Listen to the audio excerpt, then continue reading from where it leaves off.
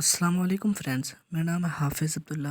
आज की वीडियो में मैं आपको बताऊंगा किस तरह से आपने फार्म फिल करना है। लास्ट वीडियो में मैंने बताया था कि पीफ स्कॉलरशिप में किस तरह से एलिजिबल होना है, मतलब किस तरह से आप एलिजिबल हो सकते हैं, उसमें क्या क्या क्राइटेरिया दिया हुआ है कि आप उसके लिए एलिजिबल होंगे। वो सब कुछ मैंने इसकी पीफ की सब डिटेल जो है ना आपको आई बटन में भी शो हो जाएगी और डिस्क्रिप्शन में भी लिंक मिल जाएगा, वो देखें। उसके बाद ये वाली वीडियो देखें। इसमें मैं आपको फार्म फिल करने का तरीका बताऊंगा कि फ़ार्म किस तरह से फिल करना है, उसमें क्या क्या डेटा देना है, कहाँ पर कौन सी चीज़ पुट करनी है, वो सब कुछ मैं इस वीडियो में बताऊंगा।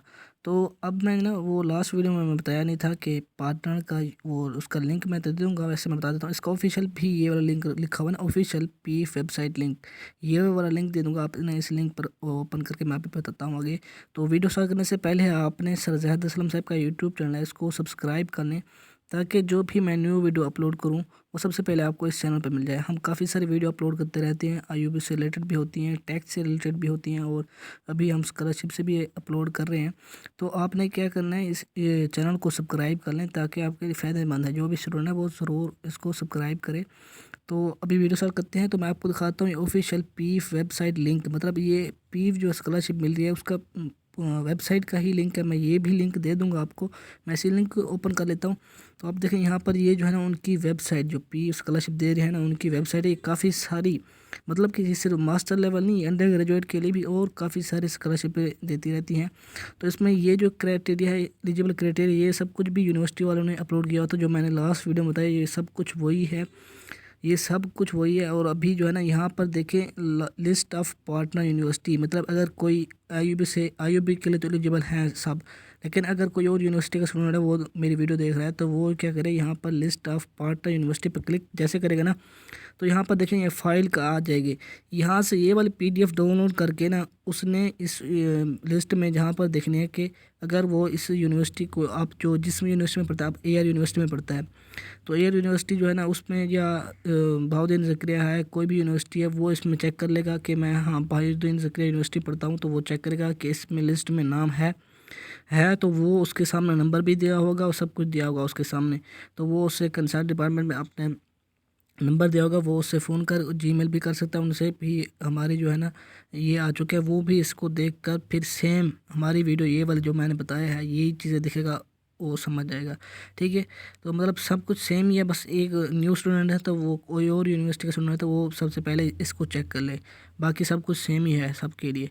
तो अभी मैं आप दिखाता हूँ ये मास्टर लेवल एप्लीकेशन फार्म, इसका लिंक दे दूँगा पीडीएफ का, आप यहाँ से भी डाउनलोड कर सकते हैं। ये देखिए यहाँ पर जिस तरह ही क्लिक करेंगे ना तो ये आपका पीडीएफ आएगी, मैंने डाउनलोड किए हुए ऑलरेडी। और उसके बाद ये एफिडेविट है, ये भी आपने डाउनलोड कर लेना है और इसको आपने सेव करना है और उसमें फिल करना है। अभी मैं इन दोनों का बताता हूँ किस तरह से फिल करना है। मैंने डाउनलोड किया हुआ है, मैं यहाँ पर डाउनलोड में जाता हूँ और यहाँ से जो है ना मैं पहले पहले क्या करता हूँ, मास्टर लेवल फार्म जो है ना इसको ओपन कर लेता हूँ। मैं इसको ओपन करता हूँ और इसमें बताता हूँ कि किस तरह से आपने फिल करना है, उसमें क्या क्या चीज़ें दी हुई हैं और किस तरह से आपने फिल करना है, क्या चीज़ें फिल नहीं करनी है, कौन सी चीज़ें जो यूनिवर्सिटी वाले ख़ुद फिल करेंगे, वो चीज़ें मैं बता दूंगा इस वीडियो में।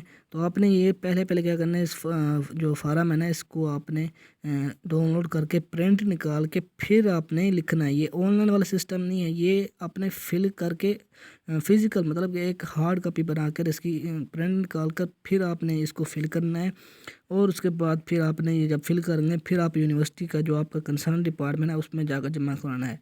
तो पहले मैं आपको दिखाता हूँ, यहाँ पर देखें आपको दो तस्वीरों की ज़रूरत होगी। एक तस्वीर यहाँ पे लगेगी, एक तस्वीर जो है ना लास्ट में लगती है ये वाली। ठीक है, ये आपने दो तस्वीरें लेनी है। उसके बाद मैं आपको दिखाता हूँ ये लास्ट वीडियो में मैंने बताया था इसके साथ, मतलब ये तो एक ये फार्म हो गया ना। उसके बाद एफिडेविट और उसके बाद कुछ डॉक्यूमेंट थे जो कौन कौन से आपने जमा कराने हैं, वो मैंने लास्ट वीडियो में बताया, वो आप देखें, वो आई बटन में दे दूँगा, डिस्क्रिप्शन में दे दूँगा, वो आपने वीडियो देखनी है। उसके बाद यहाँ से हम स्टार्ट करते हैं कि तालिब इल्म का नाम आपने यहाँ पर सेक्शन अलिफ लिखा हुआ, तालिब इल्म का ज़ाती और दीगर मालूमात। तो सेक्शन अलिफ में क्या है, आपने जो भी स्टूडेंट अप्लाई कर रहा है उसका नाम लिखना है, आपने अपना नाम लिखना है। उसके बाद आपकी जो भी तरीक़े पैदाइश है वो आपने यहाँ पर लिखनी है। ठीक है, पहले डे लिखना है, उसके बाद मंथ, उसके बाद ईयर और जो भी साल है आपका। उसके बाद जो है ना शनाख्ती कार्ड का या बेफर्म, शनाख्ती कार्ड बनाओ या बेफर्म, वो आपने इधर लिखना है और उसका कॉपी भी जमा करानी है। उसके बाद जो है अपने वालिद का नाम भी लिखना है, वालदा का नाम भी लिखना है और उनके साथ जो है ना अपने वालिद का शनाख्ती कार्ड नंबर भी यहाँ पर दर्ज करना है और अपनी वालदा का शनाख्ती कार्ड नाम लिखकर उसके बाद उसका शनाख्ती कार्ड भी आपकी वालदा का यहाँ पे लिखना है। उसके बाद घर का मुकम्मल पता बराए ख़त और किताबत, मतलब यह है कि आपने वो वाला यहाँ पर अपना एड्रेस देना है जो वहाँ पर आप रहते हों। मतलब आपके साथ डाक खाना भी हो, अगर आप पैसे आते हैं तो आपको वो डाक के ज़रिए भी आ सकते हैं और यूनिवर्सिटी वाले भी प्रोवाइड कर देते हैं। बाद वक़्त अगर यूनिवर्सिटी से आप नहीं देते तो आपको वो आपके डाक पर आ जाएगी। और यहाँ पर आपने पूरा जो है ना वो वाला मुस्तकिल पता लिखना है, मतलब कि मुस्तकिल पता लिख दें जो भी आपका मुस्तकिल, मतलब जहाँ ख़ानदान सब रहते हैं वहाँ पर जहाँ आपका मुस्तकिल पता है वो आपने लिखना है। उसके बाद रिहाइश का जो भी ज़िला है वो आपने यहाँ पर एंटर करना है। ये आपको आपकी जो है ना मिल जाएगी, सीएनसी पर मिल जाएगा और बेफर्म जो डोमिसाइल होता है वहाँ पर भी आपको मिल जाएगा कि ज़िला कौन सा आपका। उसके बाद आपका जो मोबाइल फ़ोन नंबर है वालदेन का वो आपने यहाँ पर एंटर करना है। वो थोड़ा सा मैं जूम कर लूँ, शायद आपको नज़र ना आ रहा हो।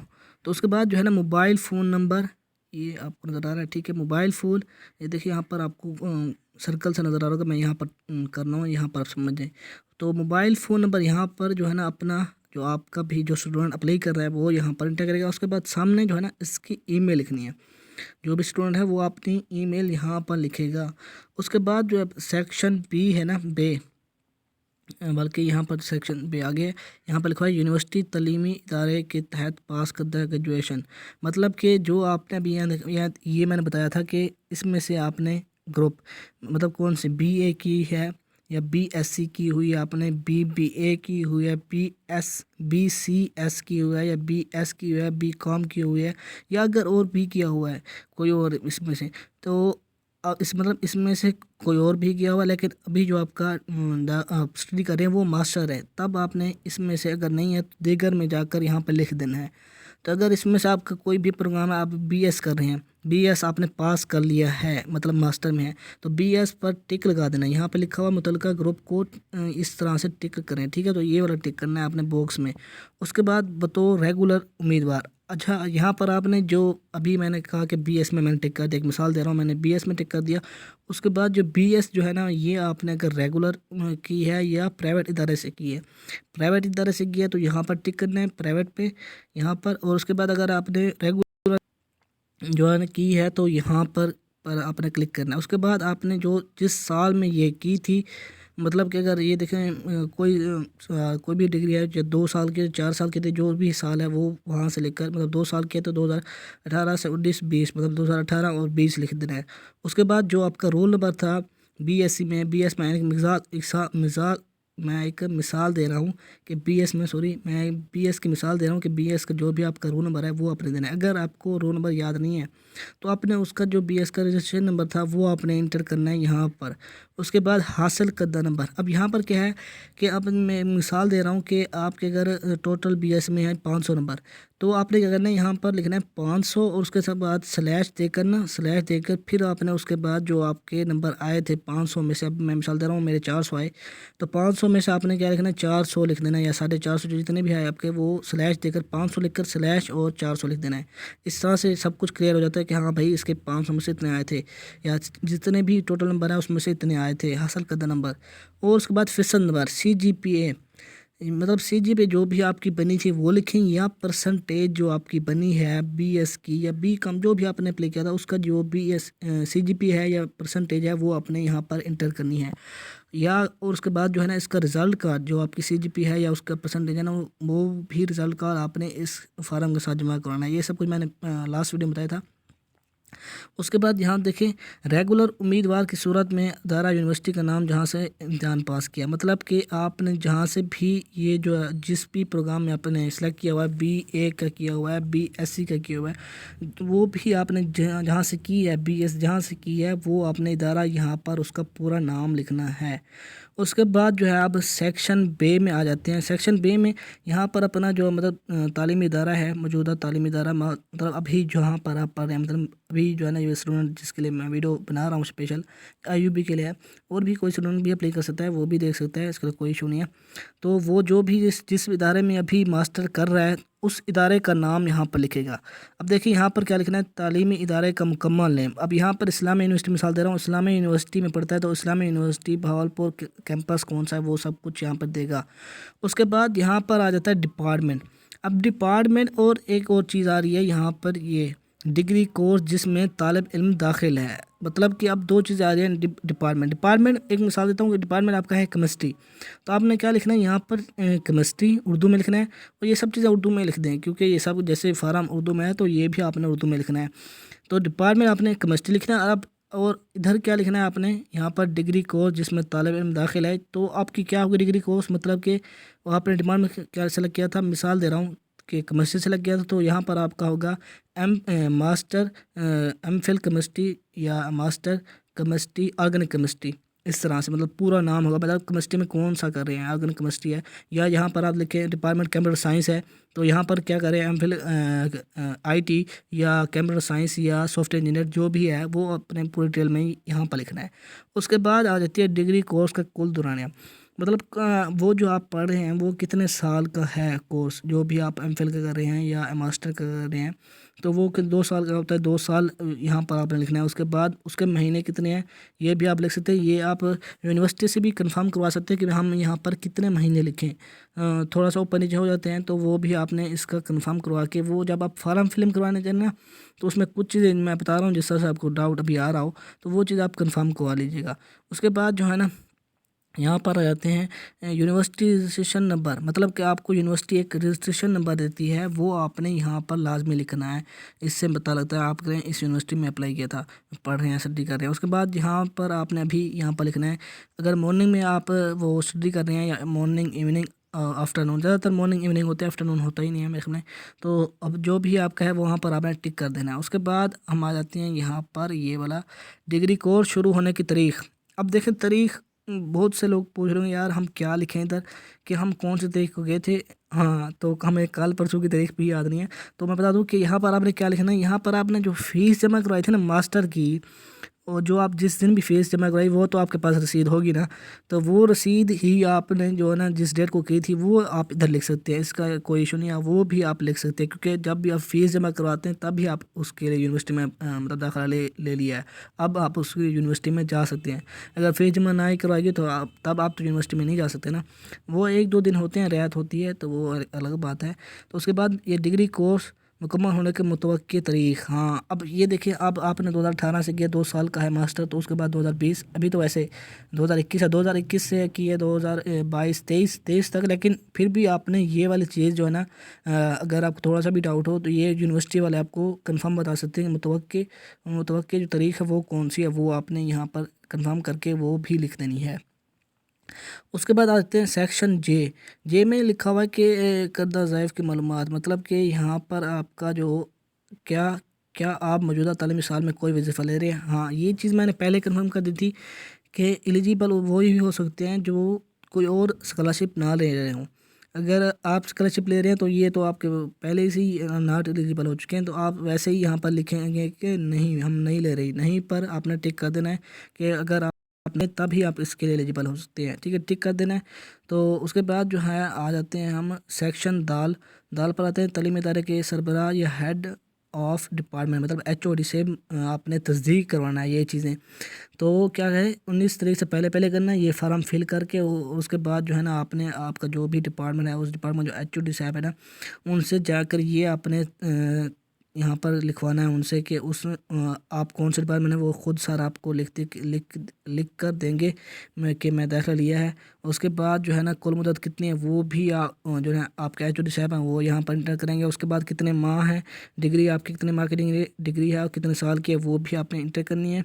उसके बाद आ जाता है कि जो आपका HOD साहब है उसका जो नाम है, ओहदा है, तस्दीक कंदा, वो आपने इधर नाम लिखे। उसके बाद दस्तखत या मोहर यहाँ पर कर देगा, दस्तखत कर देगा, मोहर भी है तो मोहर भी कर देगा। उसके बाद आ जाते हैं हम सेक्शन रे पर, मतलब कि हॉस्टल का मालूमात। अगर आप जो है ना यूनिवर्सिटी का हॉस्टल में हैं तब आप हाँ पर जो है ना टिक करें, नहीं है तो नहीं पर करें। और अगर नहीं है तो ये वाला फार्म आगे फिल नहीं करना, क्योंकि आप नहीं कर दे तो ये वाला फार्म आपका बनता ही नहीं है। अगर मतलब देखें आप कोई और यूनिवर्सिटी के स्टूडेंट यूनिवर्सिटी का जो हॉस्टल है उसमें नहीं है गवर्नमेंट नहीं है, प्राइवेट हैं या बाहर कहीं मकान लिया हुआ है, तब भी आप नहीं लिखेंगे और ये वाला फार्म फिल नहीं करेंगे। तो अगर यूनिवर्सिटी के हॉस्टल में तब आपने हाँ करना है और यूनिवर्सिटी का ही जो है वार्डन है उसी से उसका नाम यहाँ पर लिखवाना है। उसके बाद जो है ना यहाँ पर हॉस्टल का जो मौका है क्या वो भी आपने यहाँ पर लिखवाना है। उसके बाद जो है ना यूनिवर्सिटी का जो भी वार्डन है वो उसका नाम लिखेगा, रब्ता नंबर भी लिख देगा और उसके बाद दस्तखत मुहर वो भी लगाएंगे। अगर वो यूनिवर्सिटी में रहता है, यूनिवर्सिटी के हॉस्टल में, तब ही वो ये होगा फार्म फिल करना है, अगर नहीं है तो नहीं, ये वाला फिल नहीं करना। उसके बाद आते हैं कुछ ये सेक्शन सीन में जो है ना मालूमात बराए खुसूसी कोयटा स्कॉलरशिप, मतलब कुछ और चीज़ें भी आ जाती हैं कि अगर ये 3 तलबा है। पहला पॉइंट क्या है इसका नंबर शुमार में वन कि तलीम तलबा है वो तलबा और तलबात जिनके वालिद वफ़ात पा चुके हैं, वो जो है ना इसके लिए जो है ना यहाँ पर टिक लगाएंगे अगर वो इसमें से है। अगर उसके कोई भी स्टूडेंट है उसका तलबात जिनके वालिद वफ़ात पा चुके हैं वो यहाँ पर टिक लगाएगा। उसके बाद यहाँ पर जो है ना दरख्वास्त के साथ यूनियन कौंसिल का जारी करदा डेथ सर्टिफिकेट भी आपको जमा करवाना होगा। अगर आप टिक लगाते हो तो ये चीज़ मेन है। टिक लगाने के बाद आपको उसी चीज़ की प्रोवाइड भी करना होगा, आपको ये दिखाना भी होगा सबूत कि वाकई में आप वो चीज़ हैं या नहीं है। मतलब अगर आपके वालिद फौत चुके हैं तो आपने वो सर्टिफिकेट उसका आपने साथ इसके साथ जमा करवाना है, ठीक है। तो उसके बाद जो है ना इसका दूसरा पॉइंट है ग्रेड। अब मैंने बताया था ये वाली बात बताई थी कि अगर कोई स्टूडेंट है उसका वालिद जो है ना सरकारी मुलाजिम है, उसका जो ग्रेड है 1 से 4 कोई भी हो सकता है, तो वो भी यहाँ पर टिक करवाए। उसकी जो है ना पैसे आते हैं, पे स्लिप होती है, वो यहाँ पर स्लिप साथ कराएगा, या उसका जो आ रही है कि पेंशन की सूरत में, तो पेंशन की सूरत में है तो पेंशन बुक की नकल की लफ करवा के वो भी इसके साथ जमा करवाएगा। और उसके बाद जो तीसरा पॉइंट है मज़हब से ताल्लुक़ रखने वाले तलबात, मतलब कि अगर कोई और मज़हब का है वो भी यहाँ पर वो लिखेगा। उसके बाद जो है ना अपने मुतल्लिका मजहबी इदारे इबादतगाह के सरबराह नुमाइंदे की जारी करदा सर्टिफिकेट की नकल लफ करवाएगा। और उसके बाद जो इसका 4 पॉइंट है वो ये है कि अगर माजूर है कोई भी स्टूडेंट तो वो यहाँ पर मजूर का टिक लगा के उसके बाद जो ये जो लिखा हुआ है ना PHQ हॉस्पिटल RHC, यहाँ से उसने जो है ना इसका सर्टिफिकेट लेना है और उसको इसके साथ जमा करवाना है। और उसके बाद जो है ना अगर उस कोई स्टूडेंट है उसका वालिद जो है ना दहशत गर्दाना हमलों में शहीद हो गया है, तो यहाँ पर टिक लगा के उसने फिर क्या करना है कि दरख्वास्त के साथ यूनियन कौंसिल का जारी करदा डेथ सर्टिफिकेट जिसमें मौत की वजह लिखी हो लफ करे। ये भी आपने इसके साथ जो है ना लफ करनी है। अपने वालिद वालदा की शहादत की तस्दीक स्कूल हेड मास्टर इमाम मस्जिद मकामी पुलिस स्टेशन से करवाएं। तो ये भी आपने करवा लेनी है, जो भी होगा। नहीं है तो वो इसको खाली छोड़ दे, कोई इशू नहीं है। तो उसके बाद जो है ना आपको मैं दिखाता हूँ सेक्शन शीन में वालदैन की माहाना आमदनी की मालूमात। यहाँ पर आपने मेन चीज़ ये है कि यहाँ पर आप लिखने के वालिद का नाम जो भी है और उसका वालदा का नाम, अपनी वालदा का नाम लिखे और वालिद का जो पेशा है, वालिद का जो भी पेशा है तो वो यहाँ पर लिखे। उसके बाद आपने क्या करना है, यहाँ पर माहाना आमदनी की तफसील मुतल्लिका खाने में निशान लगाएं। मतलब कि यहाँ पर अगर वालिद अगर मुलाजमत करते हैं, कौन सी मुलाजमत करते हैं वो आपने लिखनी है। सरकारी करते हैं, प्राइवेट करते हैं। सरकारी करते हैं तो सरकारी वो लिख दें, प्राइवेट करते हैं तो प्राइवेट वाले लिख दें, उसका नाम भी लिख दें या यहाँ पर टिक लगा दें। उसके बाद देखें यहाँ पर ग्रेड सरकारी मुलाजिम की सूरत में वो अगर वो सरकारी मुलाजिम है ना तो उसका जो ग्रेड है वो क्या है वो यहाँ पर लिखना है और माहाना तनख्वाह भी यहाँ पर लिखनी है और उसके साथ उसकी स्लिप भी जमा करानी है। ये चीज़ है कि जो चीज़ आप लिखेंगे वो आपने प्रोवाइड करनी होती है। तो उसके बाद देखने यहाँ पर वालदा का और वालिद, अगर आपके वालिद काम नहीं करते, वालदा मुलाजमत करती है तो वो आपने यहाँ पर सरकारी है प्राइवेट है तो ये सब चीज़ें आपने फिल करनी है। सेम ही है, थोड़ा सा फ़र्क है वालिद है और वालदा का। और यहाँ पर अगर वालिद अगर रिटायर्ड है या वालदा अगर रिटायर्ड है तो कौन सी है, सरकारी से प्राइवेट से, तो उसका भी लिखना है कि ग्रेड कौन सा था सरकारी मुलाजमत की सूरत में, अगर माहाना पेंशन कितनी थी वो भी आपने लिखनी है। उसके साथ उसका जो पेंशन बुक का निकल है वो भी आपने जमा करवानी है। और यहाँ पर लिखना है कि मुलाजमत के अलावा दीगर ज़राए आमदन है, अगर आप इसके अलावा भी और कोई भी काम करता है आपके वालिद या वालदा तो वो भी आपने यहाँ पर लिखना है कि कौन सा काम करते हैं, कहाँ से आमदनी आती है वो भी लिखना है और कितनी माहाना आमदनी उसमें से आप कमा लेते हैं वो भी आपने यहाँ पर लिख देनी है। और यहाँ पर देखें ये दोबारा वही चीज़ें आ रही हैं जो मैंने एलिजिबल क्राइटेरिया बताए थे ना, ये सब कुछ वही चीज़ें हैं, सेम है। तो वीडियो लंबी हो रही है, इस वजह से मैं थोड़ा सा इसको छोड़ रहा हूँ, क्योंकि आपने देख लेना ये वही चीज़ें आपने अगर देखी हुई है ना लास्ट वीडियो, तो आपको ये ज़रूरत नहीं है देखने की। तो दूसरी बात मैं ये बता दूँ कि सेक्शन स्वाद जो है ना, इसमें माना अखराजात, आपने यहाँ पर अपना अखराजात जो भी होते हैं वो आपने लिखने। यहाँ पर लिखा हुआ है कि बिजली बिल जो है ना अपने लास्ट मंथ, जो आपका इसी मंथ लास्ट मंथ है, उसका जो बिजली का बिल आया था वो आपने यहाँ लिखना है। उसके बाद अगर टेलीफोन का बिल है तो आपने यहाँ पे लिखना है, अगर यहाँ अदरवाइज़ आपने नहीं लिख देना है। उसके बाद पानी का है तो लिखें, अदरवाइज़ नहीं। गैस का है तो लिखें, नहीं है तो नहीं लिखें। और उसके बाद जो है ना ज़ाती, अगर आपका मकान जो है जिसमें आप रहते हैं वो आपका ज़ाती है तो टिक लगाएं, किराए पर है तो वो भी टिक लगाएं। अगर ज़ाती है तो वो तो किराया देते नहीं हैं, किराए पर रहते हैं तो वो टिक लगाएंगे। तो उसके बाद आपने अपना यहाँ पर लिखना भी है कि वो आपने कितना किराया देते हैं उस मकान का। उसके बाद आ जाते हैं यहाँ पर के घर के दीगर अफराद जो ज़ेर तलीम हैं। अब यहाँ पर मिनिमम आप 2 लिख सकते हैं, मतलब जो आपसे छोटे हैं ना, जो भी आपके उससे छोटे हैं, मतलब जो भी स्टूडेंट है अप्लाई कर रहा है, उससे जो छोटे उसके भाई है, सिस्टर है, वो जो है ना उनका नाम यहाँ पे लिख दे। नाम लिखेगा। उसके बाद तालिब इल्म के से ताल्लुक़, मतलब वो सिस्टर है उसकी या बिरादर है, वो लिखेगा। उसके बाद जमात जिसमें ज़ेर तलीम है, वो जो उसका भाई है या सिस्टर है, वो जिसमें क्लास में भी है, वो इधर लिखेगा। उसके बाद उस इदारे का नाम लिखेगा, उसकी माहाना फ़ीस और कुल माहाना फ़ीस। अब यहाँ पर देखें, ग्रॉस इनकम और नेट इनकम का फ़र्क है। अगर सेम ही है तो सेम लिख दे दोनों में। अगर आप माहाना फ़ीस ये होती है कि माहाना फ़ीस में आपकी स्कूल की फ़ीस होगी, और कुल माहाना फ़ीस में जैसे आपकी वैन फ़ीस हो जाती है, उसमें आपकी लाइब्रेरी फ़ीस, इस तरह से एक और चीज़ों की फ़ीस आ जाती है। तो वो मिलाकर अपने कुल फ़ीस लिखनी है, अगर ऐसे है तो ठीक है। वो अपने अगर है तो वो लिखें, वरना दोनों में सेम लिख दें, ठीक है। और उसके बाद अब आ जाते हैं कि यहाँ पर दस्तखत वालिद या वालदा, इसमें से जो भी है उसका भी दस्तखत करवा लें। उसके बाद दस्तखत तालिब इल्म, मतलब जिसने भी अप्लाई किया है वो यहाँ पर दस्तखत करेगा। और उसके बाद आ जाते हैं यहाँ पर नामुकम्मल हाँ, अगर आप इसमें से कोई भी चीज़ छोड़ देंगे तो आपका ये दरख्वास्त कबूल नहीं होगी। उसके बाद ये शर्तें वही चीज़ें हैं कि 60% ही आपका नंबर हो, और अगर 37,000 से कम है तो आप हैं, नहीं है ज़्यादा है तो फिर आपके इसके एलिजिबल हैं। ये सब कुछ मैंने क्राइटेरिया में बताया था।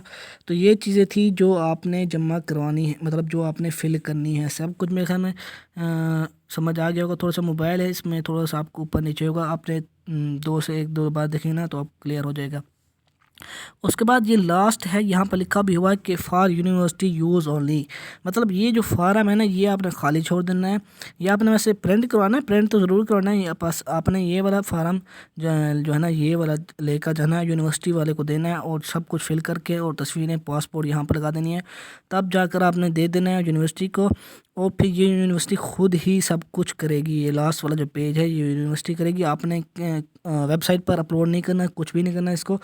ये सब कुछ फॉर्म फिल करके आपने यूनिवर्सिटी जाकर जमा करवानी है। और जो जो चीज़ें बताई गई हैं कि कौन सी चीज़ें जमा करवानी है वो लास्ट वीडियो में बताया है, इसमें भी आपको समझ आ गई होंगी। कुछ चीज़ें मैंने यहाँ पर भी बता दी हैं, वो भी आपने जमा करवानी है। उसके बाद जो है ना यहाँ पर मैं आपको FD डेबिट के बारे में बता दूँ। अभी वीडियो जो है ना वो वीडियो तो काफ़ी लंबी हो गई है, तो अभी मैं आपको यहाँ से कुछ 1-2 चीज़ें बता देता हूँ कि इनकम सर्टिफिकेट मैं आपको थोड़ा सा बता देता हूँ। इनकम सर्टिफिकेट जो है ना ये क्या करना है, आपने जाना है आपका स्टाम्प पेपर पर दुकान पर जाना है, वहाँ कहना है उसको भी मुझे स्टाम्प पेपर चाहिए। और स्टाम्प पेपर पर वो कुछ ना लिखे, और स्टाम्प पेपर खाली हो, सफ़ेद हो, वो एक पेपर होता है वो उसके ऊपर बनना होता है स्टाम्प पेपर। उसके बाद खाली पेज होता है, वहाँ पर आप उनको कहें कि ये वाला जो लिखा हुआ है ना ये वाला वहाँ पर प्रिंट कर दें। अगर उसके पास मशीन होगी ना प्रिंट करने वाली वो कर देगा, बाज़ औक़ात के पास अब नहीं होती। अब जो है ना जिसको समझ आ रही है वो बना रहे हैं। तो आपने क्या करना है, इसी फार्म को लेकर आपने फ़ोटो स्टेट पर जाना है। फ़ोटो स्टेट वाले को कहना है कि भाई मुझे ये वाला जो फार्म है ना ये वाला मुझे उसी जो स्टाम्प पेपर है आपका एफिडेविट है उधर मुझे ये वाला प्रिंट कर दे। फिर जब प्रिंट कर देगा ना फिर आप उसी स्टाम्प पेपर वाले के पास आएंगे, वो आपको ये चीज़ें खुद फिल करके दे देगा, या आप उसको कहेंगे भाई मुझे ये वाला फिल कर दें तो वो भी आपको फिल कर दे। मैं अभी बता इसलिए नहीं रहा हूँ कि देखें वीडियो बहुत लंबी हो रही है, तो इस वजह से मैंने ये नहीं किया। और यहाँ पर जो कोड नंबर लिखा हो ना ये दरख्वास्त करना ये खुद ही PEF वाले खुद मतलब पीफ जो यूनिवर्सिटी है ना, मैं पीफ जो स्कॉलरशिप है वो खुद ही इसको लिखेगी। आपने सिर्फ ये वाली चीज़ें हैं जो है ये लिखवा लेनी है, वो आपका खुद ब खुद ये दर्ज करते हैं। आपका जो भी एफिडेविट लेता है ना उसका नाम लिखते हैं, उसको सर्टिफिकेट वो आपका एक दर्ज होता है, तब भी आपका ये एफिडेविट बनता है। ये वाली चीज़ें आपको वो खुद ही करके दे देगा, इसमें ज़्यादा मुश्किल वाली बातें नहीं है। तो ये वाली चीज़ें आपने खुद कर लेनी है। तो बाकी मैंने सब कुछ बता दी है। अगर भी अभी भी आपका कोई भी क्वेश्चन हो तो आपने कमेंट करना, इंशाल्लाह आपको जल्द ही उसका आंसर मिल जाएगा। तो हम नेक्स्ट वीडियो मिलते हैं। खुदा हाफिज़ और लाइक कर दीजिएगा भाई। नेक्स्ट वीडियो मिलते हैं। खुदा हाफिज़।